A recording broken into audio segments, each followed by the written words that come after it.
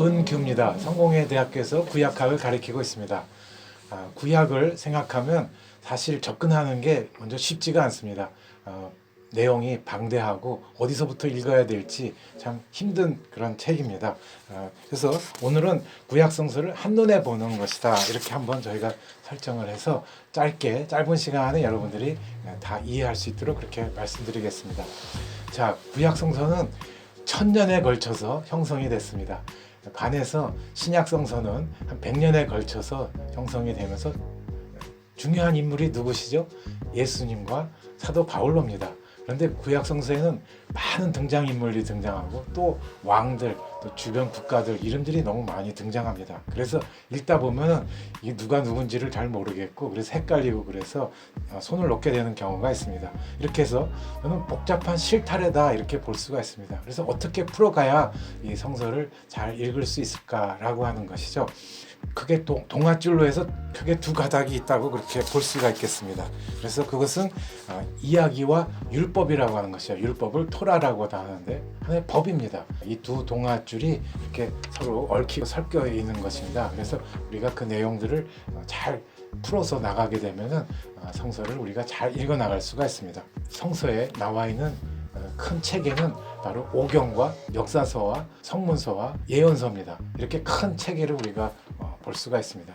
오경은 물론 거기서 창세기서부터 모세가 이집트를 탈출해서 가나안에 정착하는 내용까지가 담겨져 있죠. 또 역사서는 그 부족국가 시대서부터 왕정 시대가 멸망하는 데까지가 있습니다. 그것은 우리나라로 말하면 고조선 부여 동맹처럼 부족국가 때부터 삼국이는 고구려 백제 신라가 역사를 다루는 그런 내용과 마찬가지입니다. 성문서는 시편과 잠언, 전도서, 욥기 이런 내용을 해서 우리들에게 또 여러 가지 시적 상상력을 주고 감동을 주는 내용입니다.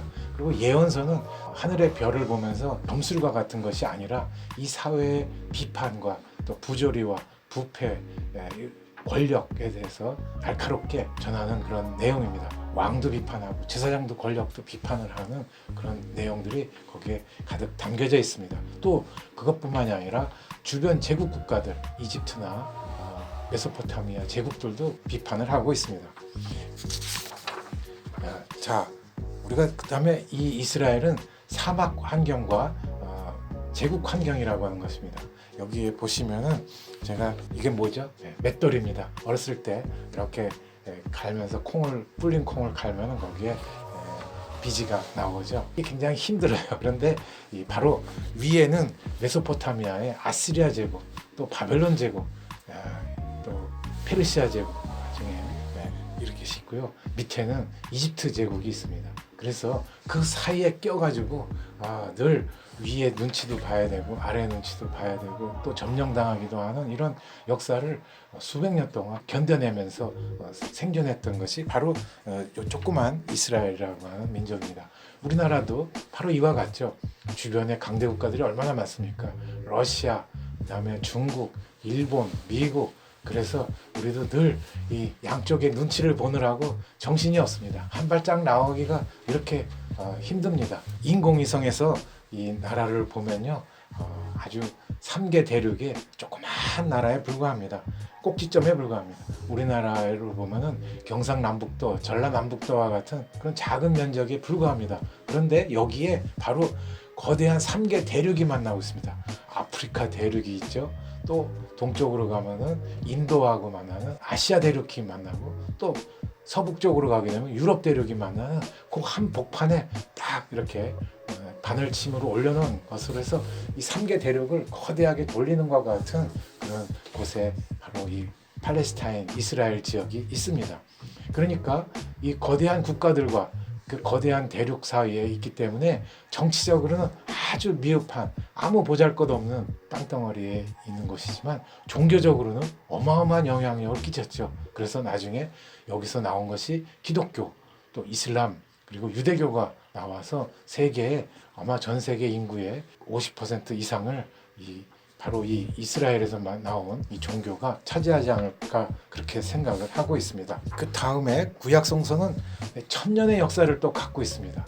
이것은 무슨 뜻이냐면 어느 날 갑자기 하늘에서 레이저가 확 쫙 해가지고 이것이 성서가 다 쓰여져서 나온 것이 아니라 많은 저자들, 서기관, 또 제사장들에 의해서 이것이 또 쓰여지고 또 그것이 후손들에게 내려갈 때 필사본으로 해서 쓰면서 나갔습니다. 그래서 이렇게 쓰다 보면은 여기에 글이 또 새로운 시대에 맞는 또 새로운 내용들이 또 추가되고 첨가되기도 하고 또 수정되기도 하고 삭제되기도 하는, 그래서 이렇게 이런 수정과 반복 검토를 쭉 거쳤죠. 지구상에는 구약성서 원문이 없습니다.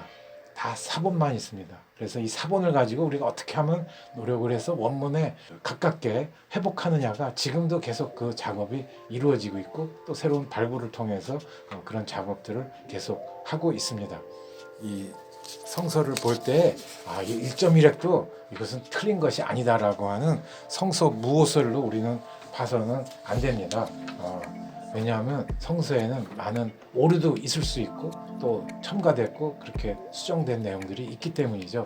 이 성서 무오설이라고 하는 것이 사실은 1.1핵도 틀리지 않는다 하면서 문자 하나하나가 다 사실이다 이렇게 보다 보면은 우리는 굉장히 시대에 맞지 않는 내용에서 굉장히 거부감과 또 오류가 발생할 수가 있습니다.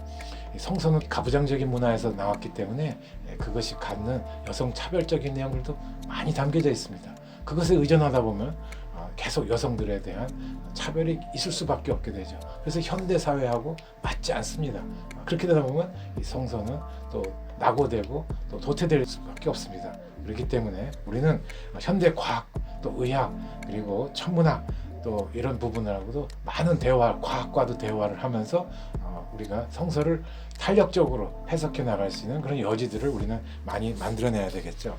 여기 보시면 이제 히브리어 성서가 구약 시대에 다윗 솔로몬 시대라고 하는 기원은 한 1000년경부터 시작해서 쭉 내려갔습니다. 그런데 이 팔레스타인 지역이 로마 제국에 또 흡수되다 보니까 거기서 언어가 그리스어로 바뀌게 되고 그래서 그것을 헬라어라고 하죠. 그러니까 새로운 세대에는 히브리어를 쓰는 것보다 히라보 번역본이 또 나오게 됐고요.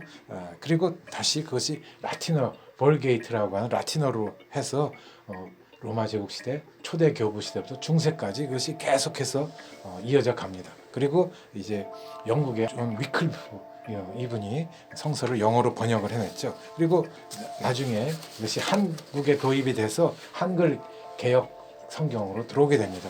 우리가 한글 개신교에서는 개역 성경으로 쓰게 되고요. 성공회하고 카톨릭하고 개신교가 1970년대에 다 모여가지고 공동 번역을 쓰자고 했습니다. 그래서 한글 세대에 맞는 새로운 말로 썼죠. 그런데 나중에 개신교는 그냥 개역 성경으로 다시 가고 가톨릭은 또 가톨릭에서 새로운 번역본으로 나오게 되는데 성공회는 지금도 이 공동 번역을 계속 사용하고 있습니다. 그리고 이제 개정판이 2000년에 나왔는데 그때 저도 이 개정판의 작업에 함께 참여했습니다.